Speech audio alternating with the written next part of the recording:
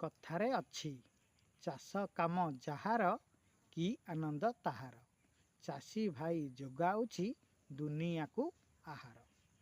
आजिका दुनिया रे जी चाकरी करिछि बिजनेस करुछि राजनीति करुछि सेमानको सम्मान उपरे सम्मान मिलुछि किंतु मुंड झाड़ तुंडरे मारी खरा वर्षा शीत काकर को खातिरी न करी माटी छाती माटी होई दिन राति अक्लांत परिश्रम करी सारा दुनिया पाई खाद्य उत्पादन करुथिबा चषा पुओ को सम्मान तो मिलिबा दूरर कथा आजिका दुनिया रे तांको अति हीन और घृण्य भाव देखा जाउछि।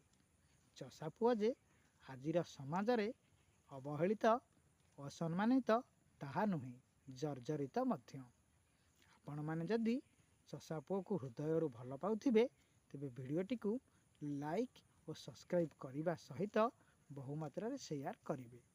चाषी भाईर मान रखिबा पई कमेंट बॉक्स रे जय किसान बोली लिखिबे। नमस्कार।